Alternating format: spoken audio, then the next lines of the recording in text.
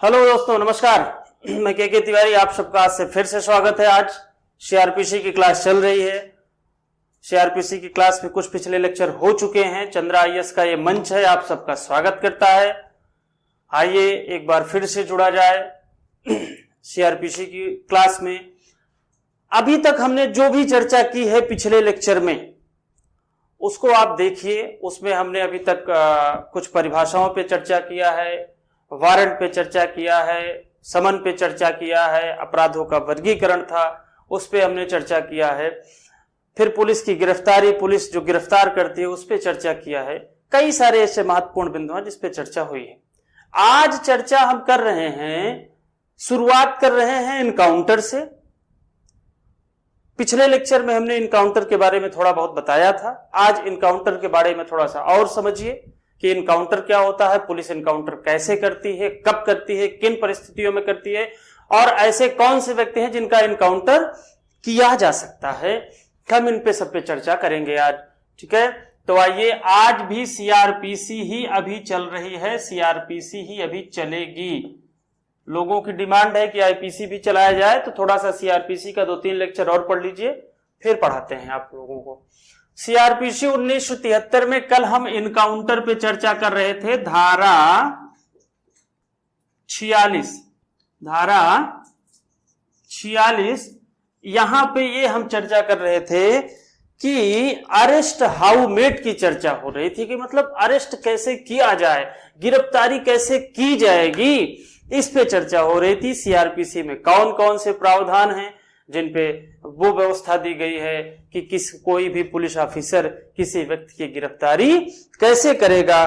कल हमने आपसे चर्चा किया था कि गिरफ्तारी कैसे करना है। तो ये कह रहा है कि पुलिस हर उन साधनों का उपयोग करेगी किसी व्यक्ति को। धारा 46 क्या कह रही है, देखिएगा, एक एक पॉइंट को देखिएगा कि पुलिस अधिकारी इस बात के लिए प्राधिकृत है कि वह किसी व्यक्ति को जिसको गिरफ्तार करने जा रहा है उसके शरीर को छुएगा, उसको परिबद्ध करेगा। परिबद्ध करने का मतलब पकड़ेगा। पकड़ने का मतलब यह है कि ताकि ऐसा पकड़ना कि वो बाहर भाग ना सके, उसको पकड़ेगा और उसको इस तरीके से दबोचेगा जब तक वो अपने आप को सरेंडर ना कर दे पुलिस के सामने। इस बात को सीआरपीसी में रखा गया है।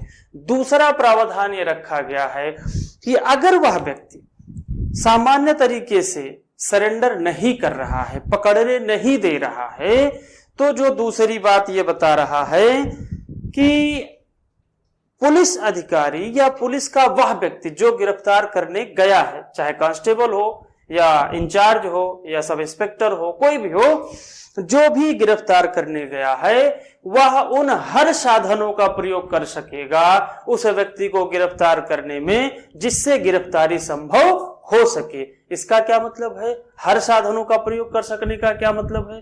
हर साधनों का प्रयोग करने का मतलब यह है कि घेरेबंदी भी की जा सकती है, घेराबंदी भी करेगा, जरूरत पड़ी मारपीट भी हो सकती है, अगर और भी जरूरत पड़ी तो किसी न किसी तरीके से दंड की व्यवस्था। दंड की व्यवस्था का मतलब ये है कि पैर पे गोली मार सकती है, या वो सारे, सीआरपीसी सिर्फ इतना कह रही है कि वो सारे साधन अपना सकती है पुलिस जिससे कि उस व्यक्ति को कब्जे में लिया जा सके, ठीक है।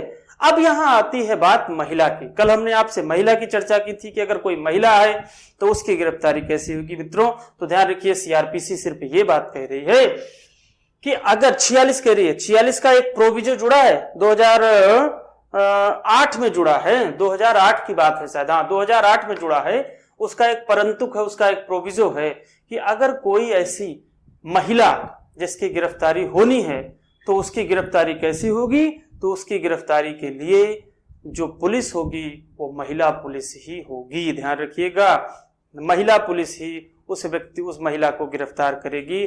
पुरुष पुलिस जो है, कोई भी ऐसा कांस्टेबल जो पुरुष होगा वो महिला को नहीं छुएगा। इस बात का ध्यान रखना है मित्रों, इस बात का बहुत ध्यान रखना है। अब एक चर्चा आती है जो मेन पॉइंट है आपका, जो हमने आपसे कहा था इनकाउंटर की बात। आखिर पुलिस किन परिस्थितियों में इनकाउंटर कर सकती है, कब करेगी, किसका करेगी, यही सारी चीजें ध्यान देनी है। देखिए क्या कह रहा है यहाँ पे। अच्छा, महिलाओं पे हमने अभी चर्चा किया, इनकाउंटर पे देख लेते हैं। फिर जो 46 का खंड 3 है, इस पे हमने कल चर्चा किया था कि ऐसा व्यक्ति जिसकी गिरफ्तारी होनी है, पुलिस जिसे गिरफ्तार करने गई है, सबसे पहले तो पुलिस देखेगी कि वो सामान्य तरीके से सरेंडर कर दे। मान लीजिए वो सामान्य तरीके से सरेंडर नहीं करता है तो पुलिस को बल का प्रयोग करना पड़ेगा। जो उसका धारा 46 की खंड 2 है वो कह रही है कि पुलिस हर साधनों का प्रयोग कर सकती है। इसका मतलब क्या है? थोड़ी बहुत लाठी भी चला सकती है, थोड़ी बहुत गोली भी चला सकती है, बस उसकी जान की परवाह थोड़ी बहुत करनी है। लेकिन ये 46 का जो खंड 3 है मित्रों, ये कह रहा है कि अगर ऐसा कोई व्यक्ति जो उन सारी स्थितियों को देखते हुए कि गोली भी चला रहा है, सामान्य रूप से डंडा भी चला रहा है, बल का भी प्रयोग कर रहा है, और उसके बावजूद भी वो गिरफ्तारी नहीं करने दे रहा है अपनी, मतलब कुल मिला के वो पूरी तरीके से विरोध कर रहा है, जितना आप लड़ेंगे उतना हम भी लड़ेंगे, दे गोली आप चलाएंगे तो एक गोली हम भी कम से कम चलाएंगे, हर तरीके से वो विरोध कर रहा है कि पुलिस उसको गिरफ्तार ना कर पाए। तब एक बात बताई गई है कि अगर वह व्यक्ति, जिस व्यक्ति को के साथ ऐसा बर्ताव हो रहा है, मतलब जो व्यक्ति ये काम कर रहा है कि पुलिस से अपनी गिरफ्तारी से बचा रहा है और पुलिस हर साधनों का प्रयोग कर रही है, फिर भी पुलिस फेल हो जा रही है, तो अगर वह व्यक्ति, ध्यान रखिएगा, जो आरोप उस पर लगा है मित्रों, ध्यान रखिएगा, आरोप जो भी लगा है, जिस आरोप के तहत उसको गिरफ्तार करने गई है पुलिस, अगर उस आरोप की सजा कानून में आजीवन कारावास हो, आजीवन कारावास हो या मृत्यु हो, मतलब आईपीसी में या किसी और लॉ में उस कानून की सजा, उस आरोप की सजा, उस अपराध की सजा ये है, ध्यान रखिएगा, यही पॉइंट है।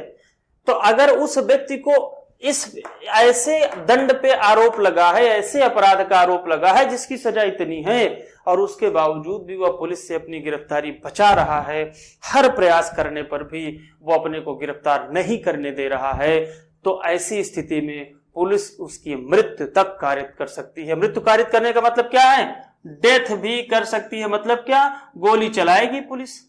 भाई सबसे पहले 46 का खंड 2 तो कह रहा है कि हर साधन का प्रयोग करेंगे, सब कुछ करेंगे, बल का भी प्रयोग करेंगे, पैर पे गोली मार सकते हैं, लेकिन उसके बावजूद भी वो नहीं करने दे रहा, उसके बावजूद भी वो भी सामने से गोली चला रहा है, तो अब पुलिस क्या करेगी? ऐसे जो अभ्यस्त अपराधी है उनका क्या करती है कि अब खत्म कर दो इनको। क्या करेंगे भाई आप? जब वो पकड़ने नहीं दे रहा, सामने से विरोध कर रहा है, गोली चला रहा है, पुलिस किसी भी स्थिति में नहीं पकड़ पा रही, तो आप देखते होंगे कि पुलिस क्या करती है? मुठभेड़ में मृत्यु कर देती है, गोली मार देती है, मर ही गया, अब नहीं पकड़ने देगा तो कैसे न कैसे जिंदा या मुर्दा तो पकड़ने, तो जिंदा और मुर्दा में जिंदा वो पकड़ने नहीं दे रहा, तो अब तो मुर्दा ही पकड़ना है, तो क्या करेगी पुलिस? गोली मार देगी। ये अधिकार पुलिस को मिला है उस व्यक्ति के लिए जो अपने को गिरफ्तार नहीं होने दे रहा है और उसने ऐसा काम किया है जिसकी सजा आजीवन कारावास या मृत्यु है। और किसी भी अपराध में गिरफ्तारी करते समय पुलिस को यह अधिकार नहीं है कि किसी व्यक्ति को मृत्यु कारित कर दे, किसी व्यक्ति को गोली मार करके उसकी जान ले ले। अब ये तो बात कुछ कल भी हो गई थी, इसमें एक पॉइंट और बचा था कि जब महिला की गिरफ्तारी होनी है, महिलाओं की गिरफ्तारी होनी है, तो महिला की गिरफ्तारी होते समय धारा 46 का जो प्रोविजो जुड़ा है, धारा 46 का जो प्रोविजो जुड़ा था 2005 में, उस 2005 में एक बात कही गई थी कि जो महिला होगी मित्रों, जो महिला होगी, मतलब क्या कि जिसकी गिरफ्तारी होनी है, सबसे पहले तो कोशिश ये की जाएगी कि किसी महिला को, उसमें लिखा गया है सूर्यास्त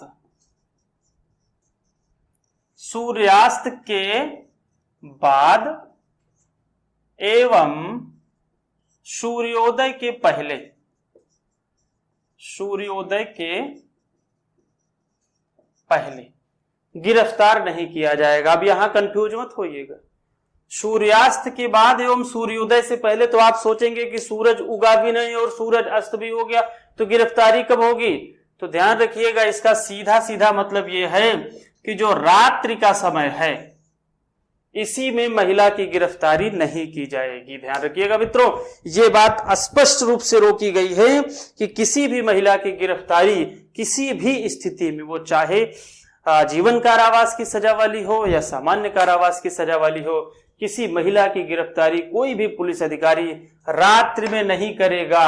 अगर कोई इमरजेंसी कंडीशन बन जाती है, मान लीजिए असाधारण परिस्थितियां हो जाती है, तब यहां से आपसे सवाल पूछा जाता है कि अगर कोई इमरजेंसी कंडीशन बन गई, अर्जेंसी स्थिति आ गई कि अब तो आपातकाल की स्थिति है, मतलब क्या असाधारण परिस्थिति है, सामान्य परिस्थिति विद्यमान नहीं है, अगर इस महिला को गिरफ्तार ना किया गया रातों रात, तो ये रातों रात बहुत बड़ा अपराध कर देगी या कुछ ना कुछ ऐसा कर देगी जिसमें इसको रात भर यहां रखना उचित नहीं है। तो अब क्या करेगी पुलिस?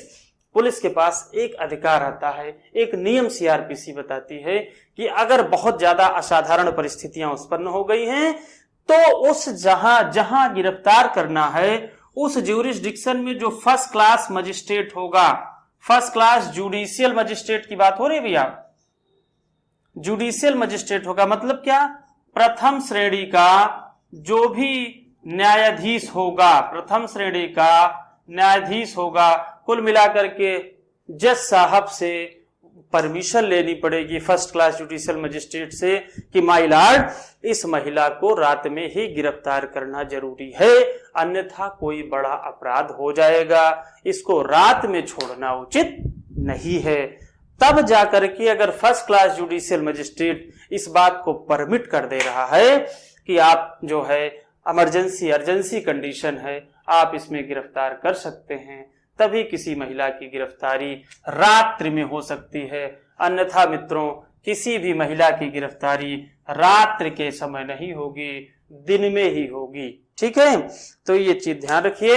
ये हुआ आपका इनकाउंटर, और इनकाउंटर के साथ साथ महिलाओं की जो भी गिरफ्तारी हो रही है उस पे जो कानून प्रतिबंध लगा रहा है, पुलिस अधिकारियों पर जो प्रतिबंध है, जो नियम है, उसको आपने ध्यान दिया। तो अभी तक देखा आपने कि सेक्शन 46 ऑफ द सीआरपीसी, जो धारा 46 है सीआरपीसी की, वो ये बताई कि पुलिस गिरफ्तारी कैसे करेगी, किसी व्यक्ति की गिरफ्तारी कैसे होगी, और इनकाउंटर का जो भी प्रोविजन है। अगर कोई आपसे पूछे कि सीआरपीसी में इनकाउंटर की व्यवस्था कहां है, तो सीधे बता दीजिएगा सीआरपीसी की धारा 46 का खंड 3, वहां इनकाउंटर की बात कही गई है। सीधे तो नहीं कहा गया, घुमा फिरा करके कहा गया है, लेकिन इनकाउंटर वहीं बताया गया है। अब जो अगली धारा है, धारा 47, वो आपसे एक बात कहती है।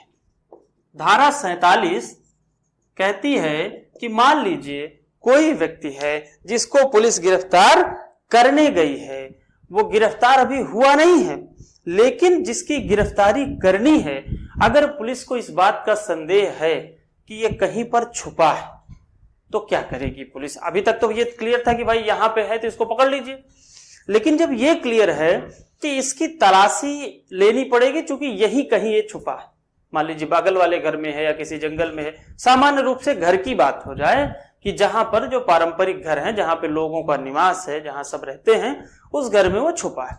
अब पुलिस के पास क्या अधिकार है? तो सीआरपीसी की धारा 47 सिर्फ ये कह रही है, ध्यान रखिएगा, इसको भी ध्यान रखिएगा, सीआरपीसी की धारा 47 कह रही है कि अगर वह व्यक्ति कहीं पर छुपा है, जिसे छुपा है कौन? जिसको गिरफ्तार करना है, जिसको गिरफ्तार करना है, तब क्या होगा? यहां पर पुलिस को एक पावर मिलती है तलाशी की। उस व्यक्ति की तलाशी करेगी पुलिस कि आखिर घर में है छुपा तो कहां छुपा है। तो ये पुलिस को थोड़ा सा अधिकार मिल रहा है, और उस अधिकार में क्या बात कही गई है आपको ध्यान रखना है। क्या कह रहा है? वो कह रहा है कि ऐसा कोई प्राधिकृत अधिकारी जो गिरफ्तार करने गया है उस व्यक्ति की तलाशी लेगा, और ध्यान रखिएगा ये कह रहा है कि वह व्यक्ति जो छुपा है उसके भी कर्तव्य की बात कर रहा है कि जिसका घर है, मान लीजिए पता चला कि इस घर में ये छुपा है, तो जो घर का स्वामी है या कोई भी व्यक्ति है वो पुलिस को उस घर में तलाशी लेने दे। ध्यान रखिएगा, पुलिस तलाशी लेगी और अगर वो गिरफ्तार व्यक्ति अपने को तलाशी कराने में कोई भी विरोध करता है, मान लीजिए दरवाजा ही नहीं खोलता है, खिड़की नहीं खोलता है, तो पुलिस के पास ये पावर है भैया कि वो दरवाजा तोड़ दे, खिड़की तोड़ दे और किसी भी तरीके से हर वो साधन अपनाए जिससे उस व्यक्ति की गिरफ्तारी हो सके। अब यहां भी महिला की बात है, यहां भी ध्यान देना है कि यहां भी अगर मान लीजिए उस घर में कोई ऐसी महिला है जो पर्दानशीन महिला है। पर्दानशीन महिला का मतलब क्या है? ऐसी कोई महिला जो पारंपरिक रूप से पर्दे में रहने वाली महिला है, बहू है, बेटी है, ऐसी कोई महिलाएं हैं, कोई भी महिला है जिस घर में बहू बेटियां रह रही हो या महिलाएं रह रही हो, तो पुलिस की एक ड्यूटी है कि पहले उनको निकल जाने के लिए समय दे दे कि आप लोग घर से बाहर हो जाइए, मुझे घर की लेनी है। अब उसमें चाहे महिला हो पुलिस अधिकारी, चाहे पुरुष पुलिस अधिकारी हो, सबके लिए ड्यूटी है कि अगर कोई पर्दानशील महिला है अंदर घर में, बहू बेटियां हैं, तो उनको सबसे पहले घर से बाहर जाने का एक, जिसको कहते हैं चेतावनी, कि दे दी जाती है कि आप बाहर हो जाइए ताकि मुझे तलाशी लेने में कोई असुविधा ना हो। मित्रों, तो इस बात का ध्यान देना है कि अगर कोई महिला है वहां पे तो उसको बाहर जाने के लिए पहले समय दिया जाएगा कि ताकि वो बाहर हो जाए तो पुलिस को उस घर की तलाशी लेने में आसानी हो जाए। अब क्या समस्या आ रही है? ये धारा 47 कह रही है। धारा 48 कह रही है एक चीज कि अगर, समझ गए होंगे, धारा 47 सिर्फ तलाशी की बात करेगी। अगर कोई व्यक्ति किसी घर में छुपा हुआ है तो पुलिस को इस बात की पावर है कि उसकी तलाशी ले ले। ठीक है। अब जो धारा 48 है सीआरपीसी की, वो क्या कह रही है कि मान लीजिए पुलिस, भाई लखनऊ की बात है, अब अगर पता चला लखनऊ में थाना गोमती नगर का कोई ऐसा व्यक्ति है जहां थाना गोमती नगर का क्षेत्र आता है और उस व्यक्ति की गिरफ्तारी करनी। समस्या ये हुई कि अब वो गोमती नगर को छोड़ करके भाग गया। अब गोमती नगर थाने में नहीं है, वो कहीं और चला गया, लखनऊ से इलाहाबाद चला गया, बनारस चला गया, दिल्ली चला गया, ये आउट ऑफ स्टेशन कहीं भी चला गया। अब पुलिस क्या करेगी? गिरफ्तारी तो करनी है क्योंकि उसका वारंट निकला हुआ है। वारंट नहीं भी निकला हुआ तो विदाउट वारंट भी गिरफ्तार करना है। कुल मिलाकर उसको गिरफ्तार करना है तो पुलिस क्या करेगी? पुलिस के पास ये पावर है। धारा 48 कह रही है, ध्यान रखिएगा, धारा 48 कह रही है कि पुलिस किसी व्यक्ति को गिरफ्तार करने के लिए, ध्यान रखिए, एक एक चीज ध्यान रखिएगा, पुलिस अधिकारी किसी भी व्यक्ति को गिरफ्तार करने, उस व्यक्ति को गिरफ्तार करने के लिए भारत के, मतलब ध्यान रखिएगा, संपूर्ण भारत में क्या कर सकती है? उसका पीछा कर सकती है। एक बात लिखी गई है धारा 48 में, संपूर्ण भारत में उस अपराधी का पीछा कर सकती है पुलिस। पूरे भारत में उस व्यक्ति को गिरफ्तार करने के लिए पुलिस के पास ये पावर है कि पूरे भारत में कहीं भी, जहां भी वो मिले, उसका पीछा कर सकती है। चूंकि आप देखते होंगे कि कभी कभी किसी राज्य की पुलिस किसी के यहां दबिश देने गई है, ठीक है, तो पता चलता है कि पता चला मुंबई में कोई अपराध करके आए हैं और मुंबई में अपराध करके आए तो पता चला उत्तर प्रदेश चले आए। दूसरे दिन पता चला भैया कि 10 दिन बाद वहां से पुलिस आई है, दबिश देने आई है। क्यों आई है? क्योंकि पुलिस को इस बात की पावर है कि वो भारत के किसी भी स्थान में उस व्यक्ति का पीछा कर सकती है ताकि उसका गिरफ्तारी हो सके। अब एक बात यहां पे थोड़ा सा जो अभियुक्त है उसके बारे में कहा गया है। धारा जो 49 है वो कह रही है कि भैया दरोगा जी, अगर मान लीजिए वह व्यक्ति अपने को सरेंडर कर दे रहा है, ध्यान रखिएगा, ये बहुत जरूरी मामला है, ध्यान रखिएगा, एक एक चीज इस पे ध्यान रखिएगा। धारा 49 कह रही है कि पुलिस जो है अनावश्यक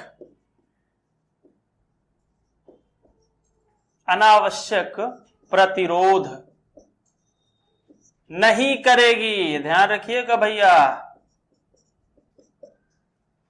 पुलिस को इतनी पावर तो दी गई, लेकिन एक निर्बंधन है, एक रिस्ट्रिक्शन है पुलिस डिपार्टमेंट के ऊपर कि अगर कोई व्यक्ति सामान्य तरीके से आप गिरफ्तार करने गए और वो अपने को सरेंडर कर दिया, अपने को आपके सामने लाके खड़ा कर दिया, या गिरफ्तारी उसकी आसानी तरीके से हो गई, तो जितनी जरूरत है उसको गिरफ्तार करने की उतना ही बल का प्रयोग करिए। जबरदस्ती लाठी मत भांजिएगा दरोगा जी, जबरदस्ती आपको बल का प्रयोग नहीं करना है। ध्यान रखिएगा, ऐसा नहीं है कि आप जितना चाहें उतना बल का प्रयोग कर ले। अगर वो कोई व्यक्ति सामान्य तरीके से आपके सामने आके सरेंडर कर दिया तो आपको लाठी चलाने की क्या जरूरत है?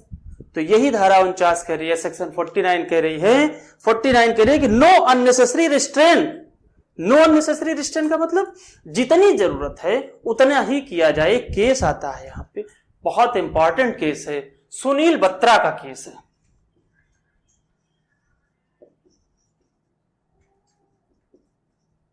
बत्रा का केस आता है, सुनील बत्रा का केस है, बहुत इंपॉर्टेंट केस है यहां पे। सेक्शन 49 से रिलेटेड केस है ये सुनील बत्रा का।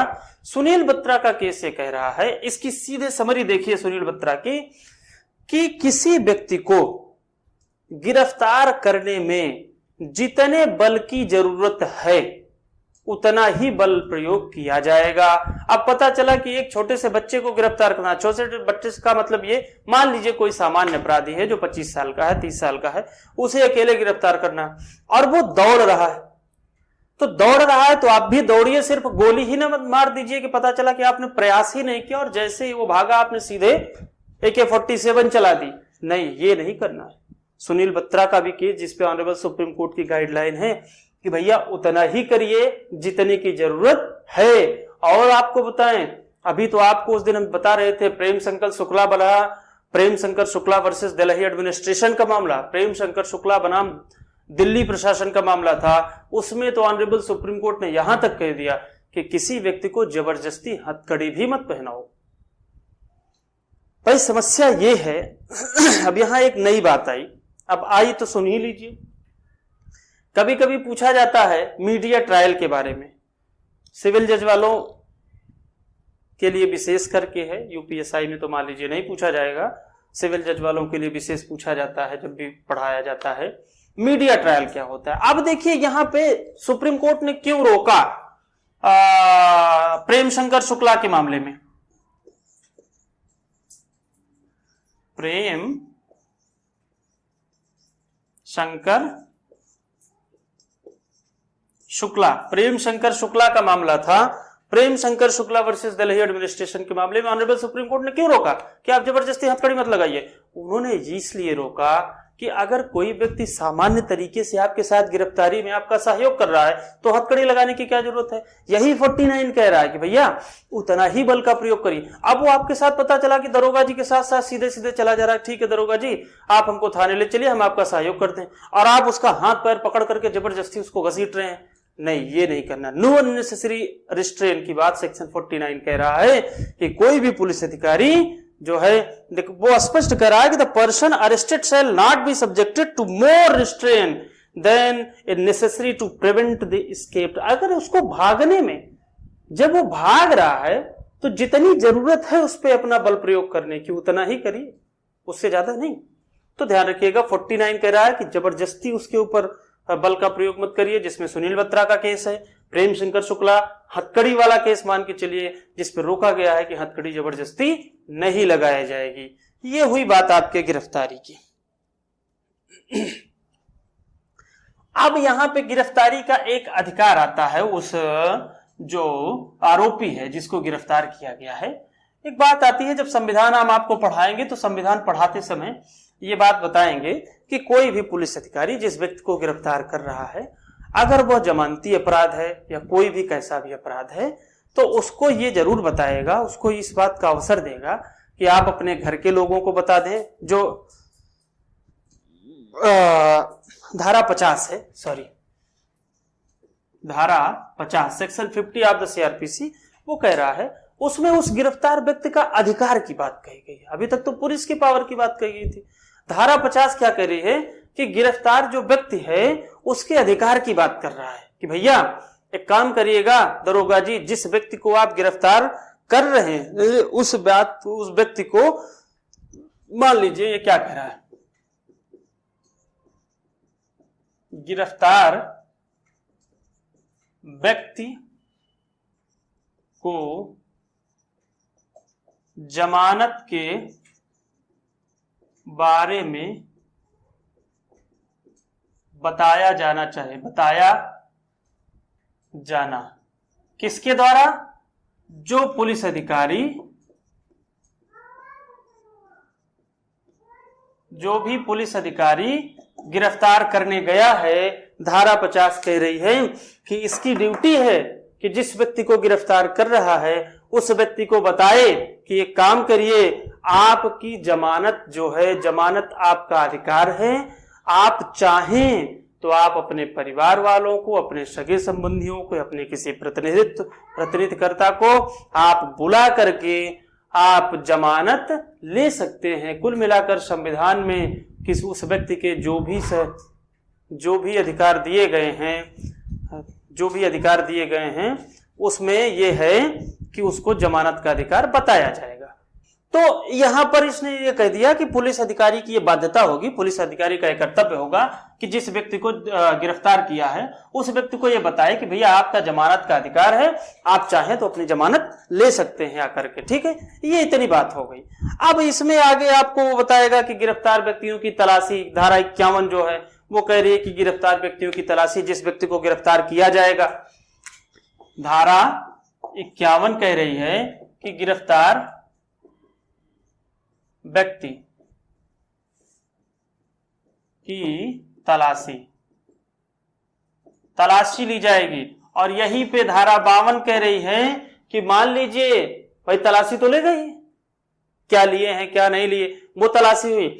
यहीं पे धारा 52 कह रही है कि अगर वह कोई, कि ध्यान रखिएगा एक शब्द लिखा गया है आक्रामक आयुध, हिंदी बहुत कठिन है यहाँ की। आक्रामक आयुध की बात कही गई है कि अगर कोई ऐसा व्यक्ति जिसको गिरफ्तार किया गया है वो कोई ऑफेंसिव वेपन्स लिया है, जिसको कहा जाता है आपराधिक कोई ऐसा औजार है जिससे खतरनाक बम, गोला, बंदूक अगर वो लिया है, तो जब उसकी तलाशी ली जाएगी तो वो जो औजार लिया है उस औजार को सीज किया जाएगा। मतलब क्या है? जब्त किया जाएगा पुलिस अधिकारी द्वारा, उस औजार को जब्त कर लिया जाएगा। ये सारी बातें गिरफ्तारी की जो बातें हैं, 51 में उसकी तलाशी हो रही है, 52 में उसका जो औजार लिया है, अगर औजार उसके पास मिलता है तो 52 में उसका औजार तलाशी के समय जो भी मिला वो जब्त कर लिया जाएगा। ये सारी बातें आती हैं। इसके बाद जो धारा 53 है, वो 53, यहां पे एक कंफ्यूजन आप लोगों को ना हो इस वजह से बता रहे हैं।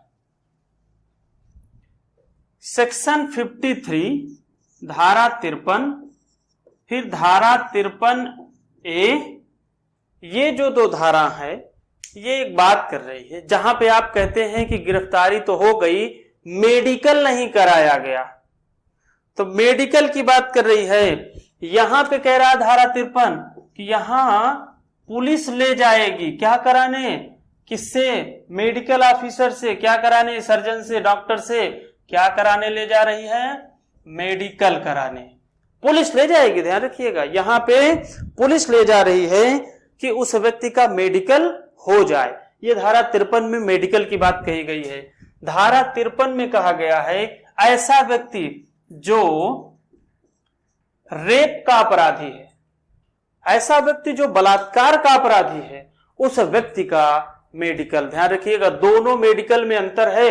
यही सब चीज आपको ध्यान देना है कि दोनों मेडिकल में अंतर है कि यहां पे क्या है, रेप ऑफेंडर जो है, रेप ऑफेंडर का मतलब ये ऐसा व्यक्ति जिसने रेप किया है, जो बलात्कार का अपराधी है, उस व्यक्ति का मेडिकल कहां पे हो रहा है? धारा 53 के ए में हो रहा है।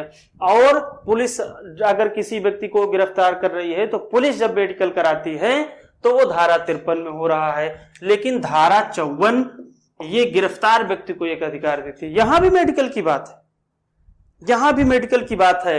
जब आप कहते हैं कि हम अपना मेडिकल कराने गए खुद से, तो यहां जब अपराधी खुद से जाता है या अपराधी स्वयं जो आरोपी है गिरफ्तार किए गए व्यक्ति की, चाहे वो खुद से जाए, चाहे वहां पे जो सीएमओ है, जो भी चिकित्सा अधिकारी है, चाहे सीएमओ हो, मुख्य चिकित्सा अधिकारी हो या कोई भी चिकित्सा अधिकारी हो, जब वो उस व्यक्ति की, गिरफ्तार व्यक्ति का क्या करता है, मेडिकल। अब देखिए इस मेडिकल का कुछ अलग उद्देश्य है मित्रों।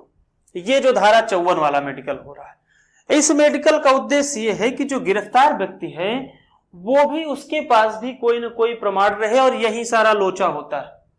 यहीं पे लोग जाते हैं, मेडिकल बनवाते हैं, इंजरी ज्यादा करा देते हैं, जो आरोप लगते हैं कि पैसा वैसा दे करके मेडिकल बनवा लिया गया, मेडिकल में जितनी बातें हैं उसमें उससे ज्यादा आधी बातें तो झूठ लिखा दी गई, वो सब चीजें आरोप लगता है यहीं पे। ये क्यों किया जाता है? ताकि जो अक्यूज्ड है, जो आरोपी है जो, वो क्या कर सके, वो अपना बचाव कर सके।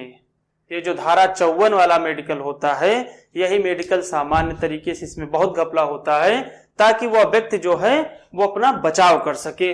धारा 54 के मेडिकल में तो तीनों 54 का तीनों जो मेडिकल है, यहाँ पे पुलिस ले जाती है अरेस्ट करने के बाद मेडिकल कराने कि ये स्वस्थ है कि नहीं है, पागल तो नहीं है, ऐसी कोई समस्या तो नहीं है, ताकि इसका भी देखा जाए। यहाँ रेपिस्ट का होता है धारा 53 में, और धारा 54 में सामान्य मेडिकल होता है, जहां गिरफ्तार व्यक्ति का मेडिकल कराया जाता है। और उस गिरफ्तार व्यक्ति का मेडिकल कराने का सिर्फ और सिर्फ एक उद्देश्य होता है कि वह व्यक्ति अपना बचाव कर सके, चाहे पुलिस विभाग पे हो, चाहे न्यायालय पे हो। ये सारी चीजें ध्यान देनी है। उसके बाद एक धारा आती है जो बहुत इंपॉर्टेंट धारा है,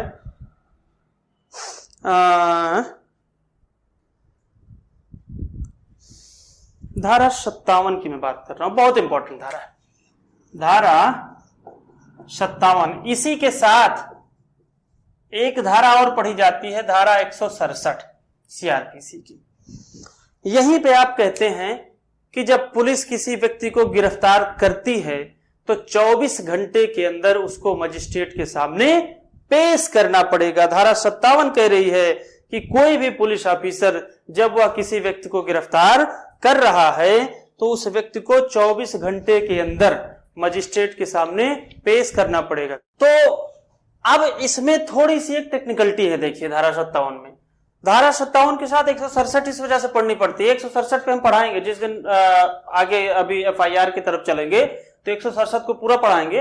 ये सिर्फ ये कह रहा है कि जब इन्वेस्टिगेशन हो रहा है, ये इन्वेस्टिगेशन की बात पे कर रहा है कि 167 में जब इन्वेस्टिगेशन हो रहा है तो वहां पे कहा है कि किसी भी अभियुक्त को, किसी भी जो आरोपी है, जो गिरफ्तार व्यक्ति है, उसको कितने दिन पुलिस कस्टडी में आप रखेंगे। ये बात धारा 167 में बताई जाती है। सिर्फ ये बताया गया, यहाँ पुलिस कस्टडी के बारे में बताया गया कि कितने दिन तक आप पुलिस कस्टडी में रखेंगे, कितने दिन पुलिस कस्टडी में कोई रहेगा।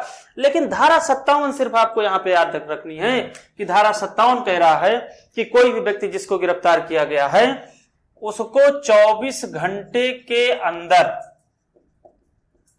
जो निकटतम मजिस्ट्रेट है, ध्यान रखिएगा यही बात यहां पे बताई गई है। क्या कहा गया है कि ऐसी अवधि के अंदर उसको जो वहां का मजिस्ट्रेट है, निकटतम जो मजिस्ट्रेट है उसके समक्ष उसको पेश करना पड़ेगा। 24 घंटे से ज्यादा पुलिस अपने पास नहीं रख सकती।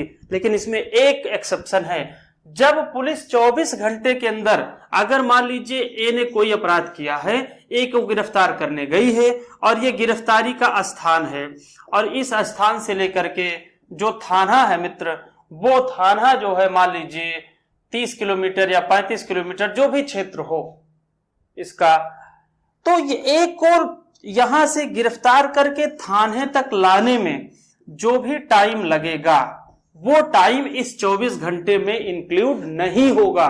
ध्यान रखिएगा, ये जो टाइम होगा धारा 57 कह रही है कि सबसे पहले तो उसको 24 घंटे के अंदर मजिस्ट्रेट के सामने पेश करना पड़ेगा। और अगर जो गिरफ्तारी हुई है, गिरफ्तारी से लेकर के थाने तक आने में जो भी समय लगेगा, पुलिस स्टेशन तक आने में जो भी समय लगेगा, उस समय को इस 24 घंटे में नहीं जोड़ा जाएगा। मतलब क्या है, ये समय एक्स्ट्रा माना जाएगा। उसको अलग कर दिया जाएगा। यहीं से सारी कहानी होती है, सारी कहानी दरोगा जी लोग यही करते हैं। ठीक है, मैं आरोपित नहीं कर रहा हूं किसी को, खासकर ऐसा आरोप लगता है। तो ये कह रहा है कि गिरफ्तारी करने से लेकर के पुलिस स्टेशन तक लाने में जो भी समय लगेगा, यात्रा के समय को नहीं जोड़ा जाएगा। ठीक है, ये बात आ गई। तो 57 को आप लोग इतना रखिए। एक चीज और टेक्निकलिटी है, उसको मैं आपको बता दे रहा हूं। धारा 58, धारा 58 सामान्यतः आपसे न पूछी जाएगी न कुछ की जाएगी, लेकिन फिर भी आप समझिए धारा 58 क्या है। धारा 58 कह रही है कि कोई भी पुलिस ऑफिसर, कोई भी किसी भी पुलिस स्टेशन में किसी व्यक्ति की जब बिना वारंट गिरफ्तारी होगी, ध्यान रखिएगा, एक ही शब्द ध्यान रखिएगा, बिना वारंट जब भी गिरफ्तारी होगी तो उस पुलिस अधिकारी का एक कर्तव्य होगा कि जितने लोगों की बिना वारंट गिरफ्तारी हुई है उनकी सबकी एक एक रिपोर्ट, सबकी रिपोर्ट उस जिले के डीएम के पास भेजनी होगी। अब थोड़ा सा समझ लीजिए, बता ही देते हैं, सोचे कि ना बताएं लेकिन ध्यान रखिएगा। धारा 58 बहुत इंपॉर्टेंट है, ध्यान रखिएगा, खासकर ये सतर्कता के लिए है। आपको बता रहा हूं क्यों पुलिस एफआईआर नहीं लिखती। अभी तक तो आप देखते थे पुलिस एफआईआर क्यों लिखती है, एफआईआर कैसे होगी, कब होगी। ध्यान देखिए, यहां टेक्निकलिटी ये कह रहा है धारा 58 कि किसी भी थाने के क्षेत्र में जो भी बिना वारंट, बिना वारंट का मतलब क्या है, विदाउट वारंट जो भी गिरफ्तारियां होंगी उनकी सबकी रिपोर्ट उस जिले के किसके पास दी जाएगी, डीएम के पास दी जाएगी। कौन देगा, incharge of the police station देगा। अब सोचिए, बिना वारंट गिरफ्तारी किन मामलों की होती है, ध्यान रखिएगा, आपको हमने बताया है कॉग्निजेबल जितने भी मामले हैं, संज्ञेय जितने भी मामले हैं, क्या कहा गया है कॉग्निजेबल मामले में, वारंट मामले में, कॉग्निजेबल केस में क्या कहा गया, ऐसा केस जिसमें पुलिस बिना वारंट गिरफ्तार कर सकती है। इसका मतलब क्या है, जितनी भी बिना वारंट गिरफ्तारियां होंगी वो सब संज्ञेय अपराध होंगे, और जो संज्ञेय अपराध होता है उसी की तो एफआईआर होती है मित्रों। एफआईआर तो संज्ञेय अपराध की होती है। अब आप सोचिए कि जब एफआईआर होगी इसका मतलब कि वो मामला संज्ञेय है, अब उसमें पुलिस को बिना वारंट गिरफ्तार करने की पावर है।